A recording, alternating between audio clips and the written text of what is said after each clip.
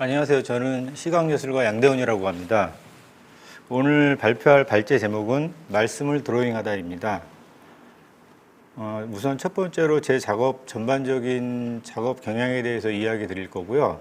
그리고 두 번째 챕터로는 제 그 작업 중에서 성경 말씀이 주가 된 작업을 위주로 설명하겠습니다.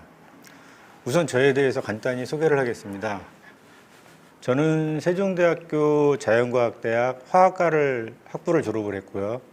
동대학교 대학원 미술학과 서양화를 전공했습니다. 중고등학교 때 미술반 활동을 계속했고요. 여러 사정상 미대 입학은 못했습니다. 그리고 화학과에 진학한 후에 두 번의 개인전과 다수의 그룹전 등 그림 활동을 좀 했습니다. 그런 활동으로 미술과 인연을 계속 이어나갔고요. 또 저의 신앙에 대해서 말씀드리자면 저는 중학교 1학년 때 처음 이제 교회를 나갔고요. 저희 집에서 처음으로 제가 하나님을 영접한 것 같아요. 그러던 중에 제가 자발적으로 학교에서 그린 그림 말고 자발적으로 그린 첫 그림이 예수님 그림이었었는데 여러분들이 아실지 모르겠는데 명암으로 된 그림이었어요. 그 그림을 모사한 그림이 저의 첫 번째 작품이었습니다. 그러던 와중에 저희 아버님께서 뇌에 문제가 생겨서 좀 병원에서 사망 선고를 받으셨는데 그래서 저희 어머니께서 이제 아버님을 살리기 위해서 이리저리 막 돌아다니시고 별의별 방법을 다 동원을 하셨어요. 무당도 찾아가고 굿도 하고 여러 가지 방법을 동원하셨는데 어느 날 되게 유명한 무당을 찾아가서 이야기를 들어보는데 제가 예수님 그림을 그린 그 그림을 태워야 된다는 말을 하더래요. 그래서 저도 좀 믿기진 않는데 그래서 어머님이 오자마자 이제 그 그림을 태웠고 저의 첫 번째 작품이 소실되었습니다. 그래서 조금 이제 안타까운 부분도 있죠. 그러고 나서 아버님께서는 이제 저희 동네 가까이에 계시는 순복음교회 다니는 안수 집사님을 통해서 회복이 되셨고요. 거의 제가 그때 첫 경험인데 거의 굿과 다름이 없었어요. 기도하는 모습이나 일주일 내내 기도를 하셨는데 그러고 나서 아버님이 깨어나셨어요. 깨어나시고 아버님께서 깨어나시고 하시는 말씀이 꿈속에서 하얀 옷을 입은 지팡이를 든 어떤 분이 다리를 너무 세게 내리셔서 너무 아파서 깨쳤다고 그러더라고요. 근데 아버님이 그분이 분명히 예수님이다 이렇게 믿으셨고 그 후로 이제 우리 가족은 기독교인이 되는 어떤 축복을 받았습니다. 이런 간증을 먼저 하는 이유는 뭐냐면 제 이제 작품을 시작하고 지금까지 작업하는 모든 것들이 어찌 보면 성경 말씀에 기인한 것 같아요. 기인하고 제가 에스키스하는 모든 것들이 설교 말씀 중에 이미지들이 굉장히 많이 떠오르거든요. 그래서 그런 것들 어떻게 주일날 예배 드릴 때 에스키스 한 것을 일주일 내내 작업하는 그런 것들을 계속 반복했던 것 같아요. 삶이라는 게. 그렇게 됐고 심지어 저희 장인어른은 목사님이십니다. 목사님이시고 저는 현재 남양주시에 있는 주평강교회를 섬기고 있고요. 직분은 안수집사로 섬기고 있습니다. 저의 소개를 마치고요. 제 여태까지 한 작업들의 전반적인 내용들에 대해서 말씀을 드리겠습니다. 1995년부터 2020년까지 제 개략적인 작품에 대해서 말씀을 드리고요. 두 번째로는 그 작품에 나타난 성경 말씀에 대해서 축약해서 다시 말씀을 드리겠습니다. 1995년도에 제가 대학원을 졸업하고 남양주 덕소라는 곳에 작업장을 얻어서 작업을 하기 전업작가의 길을 이제 걷기 시작했는데요. 그 당시에는 주제는 인간의 다중적 속성과 내면에 존재하는 본성에 대한 내용. 좀 복잡하긴 한데 사람에 대한 관심이 되게 많이 있었어요. 사람은 어떤 존재고 신이 생각하는 사람은 어떤 것일까 이런 것들에 궁금증이 많이 있었고 이 당시에 재료적인 특징으로는 붓 대신에 인두질로 작업을 많이 했습니다. 인두질을 태워서 질감들을 나타내고 양감을 나타내고 어떤 그런 작업들에 몰두해 있던 시기입니다. 여기 화면에 보시면은 섬 푸른 해부가 있고 눈물이라는 작품이 있습니다. 푸른 해부는 제가 이제 수술 한 3번 정도 한 경험이 있는데 수술실에서의 어떤 느낌을 작품으로 표현해 본 작품이고요. 눈물이라는 작품은 제 은사님 중에 은사님 장례식장에 가서의 슬픔을 표현한 작품입니다. 이때는 제가 체험한 모든 것들이 어떤 조형적인 방법으로 그림으로 나왔던 것 같아요. 약간 직접적인 그림들이 되게 많고 제 나름대로의 조형어법으로 표현한 그림들이 많이 있었습니다. 그 후로 제가 2000년에 결혼을 했고요. 결혼을 하면서 많은 것들이 좀 변화가 있더라고요. 좀 관념적이라 그럴까? 실질적인 어떤 나의 체험에서 약간 관념적인 어떤 단계로 넘어가는 시기가 2000년도부터인 것 같아요. 여기 2001년부터 2010년도까지의 작업이 제가 30대에서 40대 중반 정도까지의 작업인데요. 이때 지금 돌이켜보면 이때 아주 왕성하게 작업 활동을 했던 기억이 납니다. 이때의 주제들은 사회 안에서의 인간과 인간 사이의 심리적인 내용. 뭐냐면 이전의 작업들은 제가 체험한 직접적인 어떤 것이라면 지금 2001년부터의 작업은 좀 개념적인 작업들이 많이 있었던 것 같아요. 어떤 체험을 보고 제가 마음속으로 들어와서 그것들이 내 머릿속에서 새로운 철학으로 변환되고 그것들이 조형적 이미지로 나오고 그런 과정들을 거쳐서 제작된 작품들입니다. 그중에 대표작이 중독나라는 작품이 있는데요. 여기 보면 여러 개의 가면들이 있고 전투하고 있는 사람의 모습이 있습니다. 저이기도 하고 타자이기도 합니다. 모든 사람이 이렇다고 저는 생각을 해요. 내 안에 너무나 많은 내가 있고 나도 알 수 없는 어떤 사람을 만날 때마다 내가 너무 많이 바뀌는 거예요. 이 사람을 만날 땐 이런 모습이고 저 사람을 만날 땐 저런 모습이고 그런 것들에 대한 의심스러운 상황들에 대해서 그림들을 많이 그렸고요. 중독 침입자 역시 그런 내용입니다.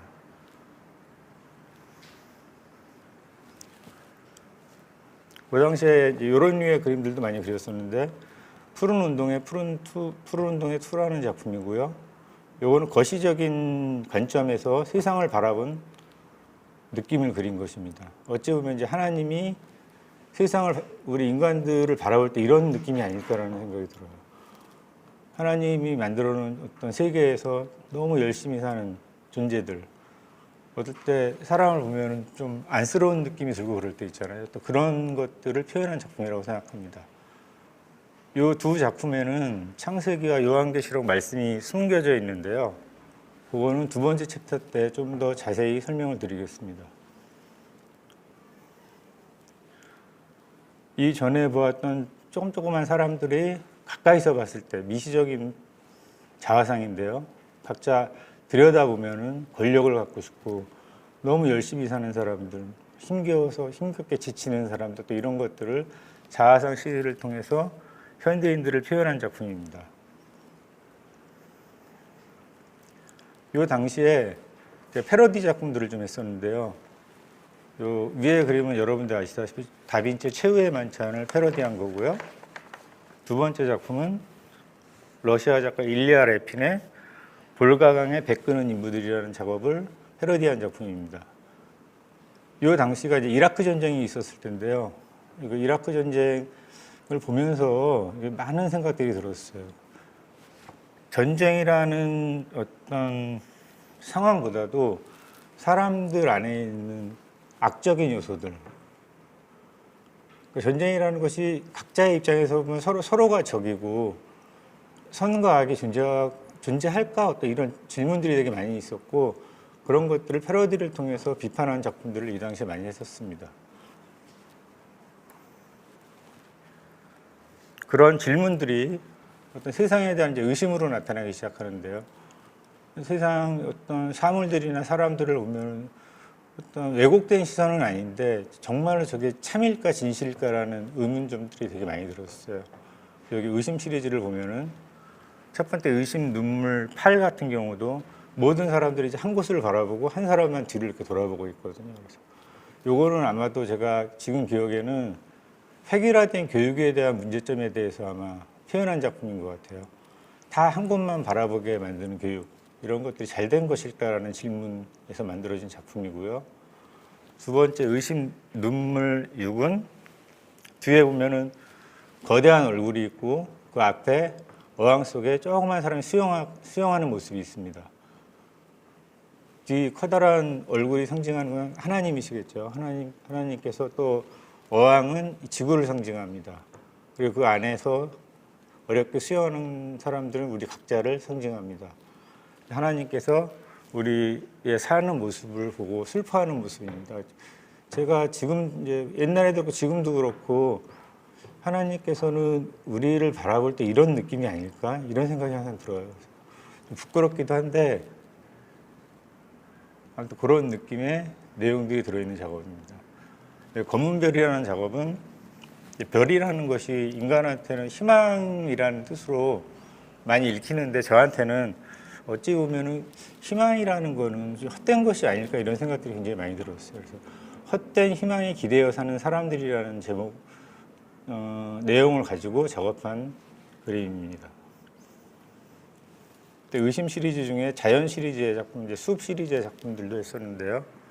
여기서 자연은 이제 하나님을 상징하고 하나님 안에서 혹은 자연 안에서의 인간, 우리는 어떤 모습으로 살아야 되지라는 질문을 한 작품들입니다.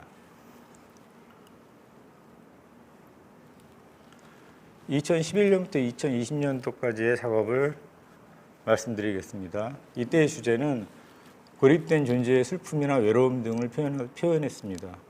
재료적으로는 그 전 작업과 비슷한 기법으로 했고요. 이 당시부터 본격적으로 문자도의 작업이 나오기 시작한 시기입니다. 제가 2012년도에 1년 정도 프랑스에서 레지던시로 있을 때 체험과 근데 그 레지던시가 있던 지역이 엄청 시골이었어요. 그래서 어떤 프랑스인들의 자긍심, 그 언어에 대한 자긍심 때문에 영어를 전혀 못하고 저도 영어를 잘하는 편은 아니지만 소통이 전혀 안 되는 곳이라서 어떻게 보면 제가 문자도를 언어에 대해서 생각을 하고 문자도를 그려야 되겠다는 생각이 자연스럽게 일어나게 만들어준 레지던시였던 것 같습니다. 또 이 당시 색채에 있는 물감을 사기도 굉장히 어려운 지역이라서 자연스럽게 검은색 그림을 그리기 시작했는데요. 제 나름대로는 그 1년 동안의 레지던시를 떠나면서 한국에서의 작가 활동이 굉장히 힘들었던 기억이 나요. 한국에서 작가로 산다는 게 너무너무 힘들었었고 가족한테는 너무 미안했었고 떠나면서 도대체 이런 총체적인 난국들을 어떻게 해결해야 되지? 라는데 어차피 작가한테 귀결되는 거는 작품 활동을 통해서 나오는 거고 어떠한 작품들이 생산되어졌을 때 그런 문제들이 하나하나 해결돼 나가는 것 같아요. 그래서 첫 번째로 생각이 들었던 게 여태까지 내가 색채를 사용한 모든 것들을 합했을 때 검은색이 나온다는 너무나 당연한 원리인데 그때는 그 원리가 굉장히 크게 다가왔어요. 저한테.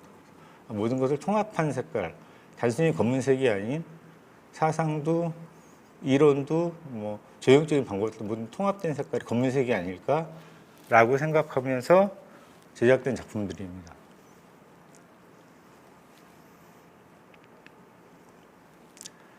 이 당시에 이미지 작업들도 했었고 이렇게 뜻글자인 한문을 가지고 작업을 많이 했었는데요. 세 번째 아모르라는 작품을 설명을 드리겠습니다. 이 아모르라는 작품의 구조는 한문 사랑 애자를 베이스로 하고 있는데요. 이건 사랑은 아픔과 뭐 슬픔, 약간 그렇게 느꼈던 것 같아요. 우리가 사랑한다는 느낌은 너무너무 사랑하게 되면 그게 또 긍정적인 느낌보다는 눈물 나고 저 사람을 아프게 하지 말아야 되는 또 강박증 같은 것들 그런 것이 아닐까 제 나름대로의 생각을 가지고 글자를 좀 변형시켜서 조형적으로 만든 작품이죠. 언뜻 처음에 봐서는 이제 그런 글자가 보이지 않지만 자세히 이렇게 보다 보면 사랑의 자가 이 안에 있습니다. 요 눈물 모양으로 된 게 한문에서의 점이라고 생각하시면 됩니다.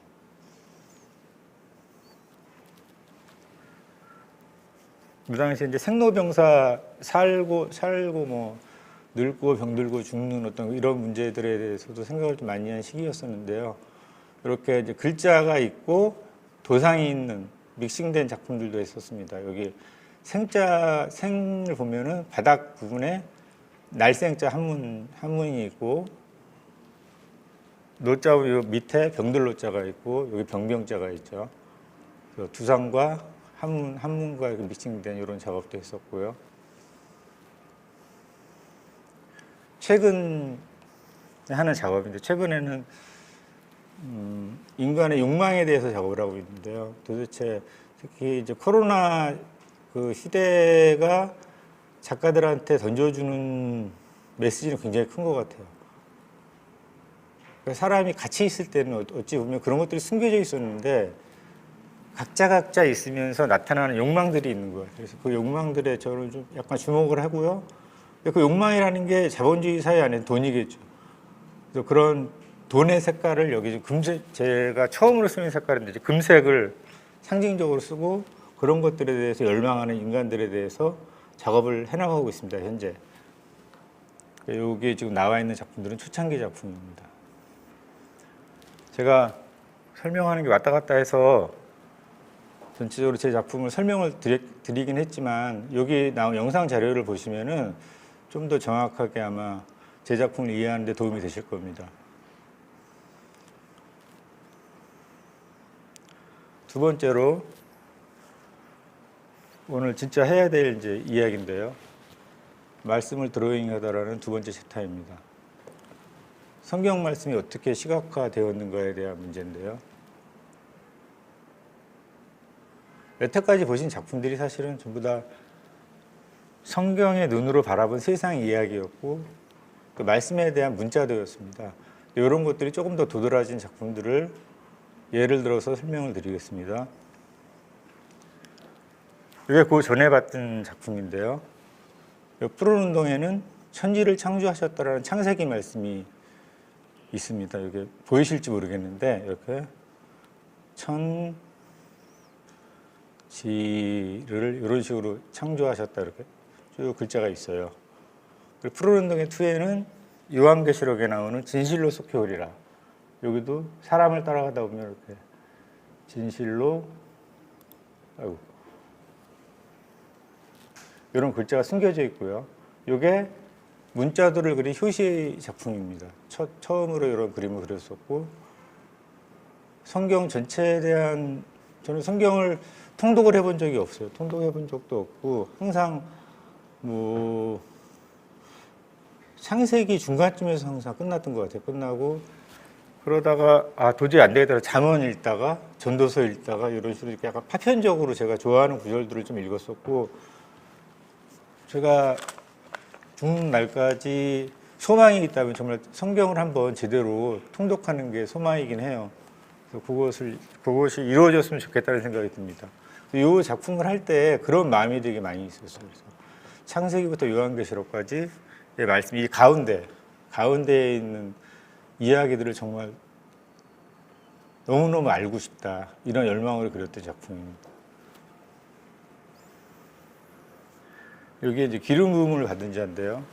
기름 부음을 받은 자는 그리스도죠. 예수라는 한글을 베이스로 하는 작품이고요.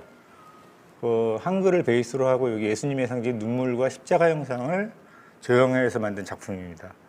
여기 보면은 여기서 눈물 모양이 한글로 이응이라고 생각하시면 돼요. 이응이고 칼과 드로잉적인 요소들이 있는 것들이 모음인 거죠. 그래서 앞쪽에 예라는 글자가 있고 뒤에 다이아몬드 속에 여기 숫자라는 한글이 숨겨져 있는 겁니다. 그래서 얼핏 딱 봤을 때는 뭐 문자가 보이지 않지만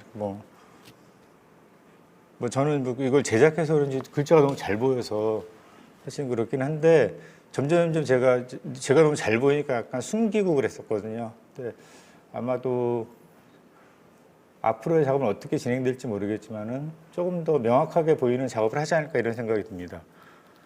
여기 지금 사랑 약속 말씀이라는 작품들도 앞에 작품과 같이 한글을 형성한 작품입니다. 여기 마지막 작품인데요. 제가 성경 말씀 중에 좋아하는 전도서 1장 2절 말씀 모든 것이 헛되도다. 그 말에 각자 해석에 따라 다르겠지만 저한테 굉장히 크게 다가오는 단어고 언어고 성경 말씀입니다. 마지막으로 제가 여기 제가 쓴 글인데요. 요거를 읽고 마치도록 하겠습니다. 이 성경 말씀이 어떤 의미인지 조금씩 감이 잡히는 나이가 되고 보니 예수님의 길과 진리와는 아주 다른 길에 서 있는 나를 고백합니다. 신앙이 그림이 되어 세상을 구원하리라는 꿈도 천국을 향한 소망도 어쩌면 더 세상적인 것을 위해 이용한 것은 아닌지, 살 날이 남아있고 살아있다면 이제 나는 어떤 모습으로 살아야 할까요? 제 그림이 하나님 영광을 드러내는데 크게 쓰였으면 좋겠다는 소망을 가지고 있습니다. 감사합니다.